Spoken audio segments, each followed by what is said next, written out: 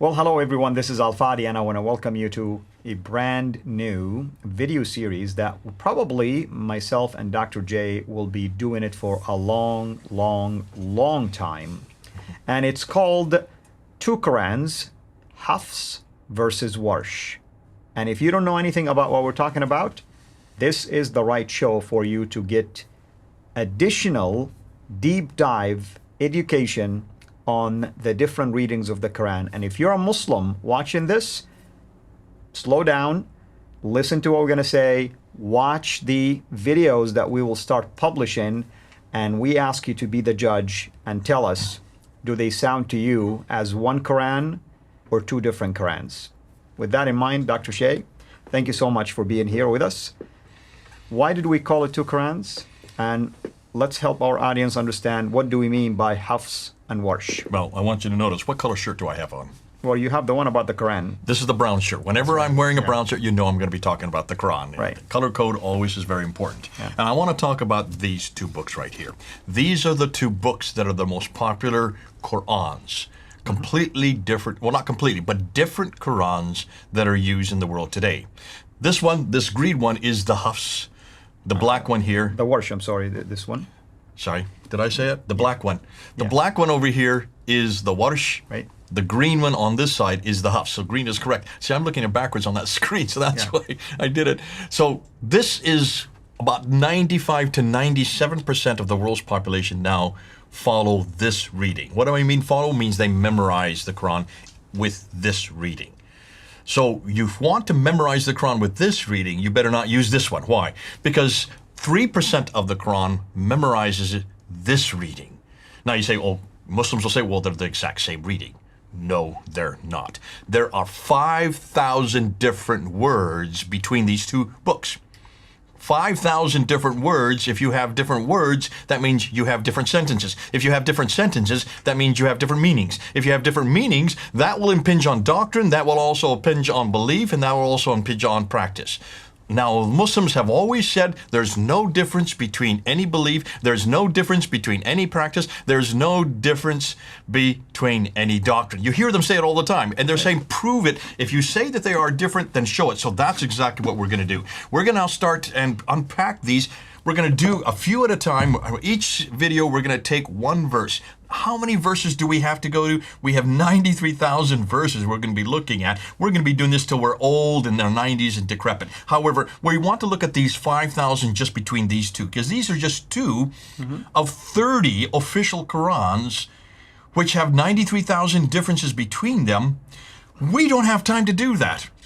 But if the Muslims say that there's no difference in doctrine, no difference in practice, no difference in belief, then I want them to just talk about these two. Let's just talk about these two, since these are the most popular in the world today. This one, which is the Hafs, is used almost all over the world since 1924. It was canonized. Well, that was just for Cairo. By 1936, it was canonized for Egypt. By 1985, it was canonized for the whole world by King Fahd. So this has become the canonical text. However, in North Africa, if you're in North Africa, you got to use this one, because there's 5,000 differences. You want to memorize it in the area, the way that you have memorized since you were a little child. So this one is used all over North Africa, about 3% of the world's population, so therefore use this reading. And that's why we've chosen these two, because they are the two most popular in the world today. And just by looking, we're going to probably look at 43 of them. We could look at all 5,000, but let's just look at 43 of them. And we're going to start unpacking them a little at a time, because we only have so much time in the studio together. We can't do them all today. We will be doing them at other times. As long as I have a brown shirt, we'll be unpacking these. Yeah. Thank you for that introduction. And this is why I was telling you people, it's going to take us a long time. Whether 5,000, 1,000, or all 93,000, it's still going to take a long time. Now, here is why we call it two Qurans.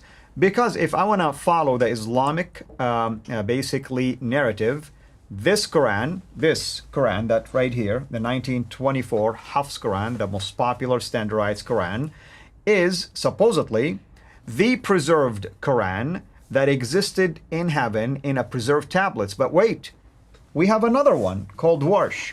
Oh, a Muslim will say, no. They're both are one and the same. One and the same? Well, I speak Arabic, and I have to tell you, they sound different sometimes. And not only that, but there is some theological damage that comes out of these variants, these differences. We will unpack them one verse at a time and let you be the judge. If they sound the same, they read the same, or they mean the same.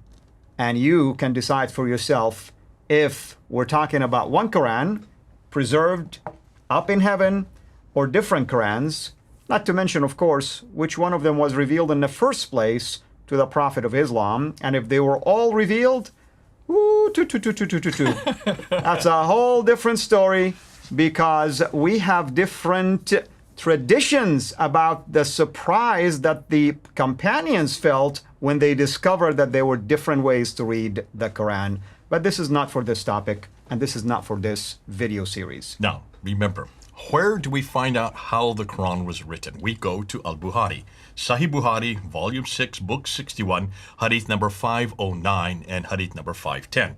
And when you look at those two traditions, that tells us everything we need to know. And that's what Muslims have to support, because where can you go up besides the Quran? The Quran cannot, you have to go to, in order to find out, you have to go to Sahih Bukhari. He is the best in there. Right. And what does he tell us? Well, he tells us that the Quran was written in its final form by Uthman, well, actually it was Zayd ibn Thabit, there in 652. And that he took all the other ones that disagreed, which means all the ones from Iraq and all the ones from Syria, the ones from Kufa, from Basra, and from Damascus, and he had them burnt. He destroyed them because they disagreed. Since they disagreed, they were corrupted, right? So therefore, I would suggest that one of these two must be that Quran that is from 652, that is from the time of Uthman, that is from Mecca, Medina, that is the Qurayshi Quran, because that's the dialect, right? The Qurayshi dialect. Do you know where this was written? This is the one that is the Hafs. Do you know the city it was written in? It was written by Hafs in 796 in Kufa. Yeah. Is Kufa in Iraq or is Kufa in Arabia? I always ask this question, how come it wasn't the reading of Ibn Kathir from Mecca? Exactly. Or Nafi from Mecca. Why didn't they use one of the three major 10 ones that actually, when you look at all of them, you can see that this one was written hundreds of miles away and hundreds of years later, 144 years to be exact. Where is this one from? Warsh. Do you know where this is from? This is actually from Egypt. Cairo. Yep. And it's the only one from Cairo. It was chosen because it is the only one from Cairo. Well, how come the 1924 Cairo edition did not rely on Warsh from Cairo? Bingo.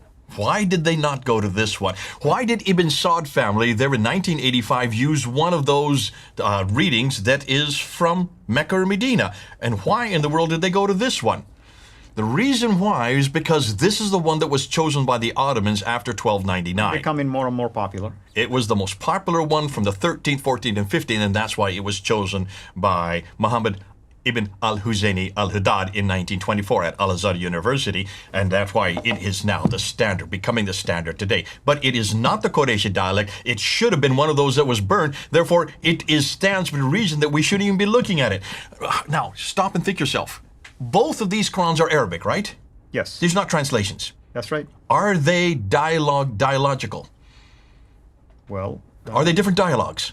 There are some words in there that are different. Wait a minute, what is a dialogue? A dialogue is a completely way of saying it from a different geographical location. Right. You say potato, we say potato. Potato is not a dialogue, is not a, not dialogue, dialect. I meant dialect. That is not a different dialect. That is a pronunciation of one word. Mm-hmm. A dialect is a complete different words that are using completely different places at different times from different people. So in Britain, they say bonnet for that thing that comes up in the front of a car. What do we say here in the United States? It's the hood of a car. Yes. So hood versus bonnet, those are two completely different words with two completely different meanings. Well, not same meaning, but two completely different words. English in America and English in England are two different dialects. Am I correct? Right. That's what we're going to look at. We're looking at completely different ways of saying it, but the way that we're saying it has everything to do with 5 dots and 2 vowels. Am I correct? That's right. But the thing is here, even if a Muslim say, oh, you just said it's just different way of pronouncing it, if that's the case, then how come they have different meanings? The way it's pronounced. See, if it's just potato, we would agree with them. If it's just tomato, we would agree with them. If it's just bonnet, hood, we would agree with them. but we're going to find out it's completely different words with completely different meanings. Right.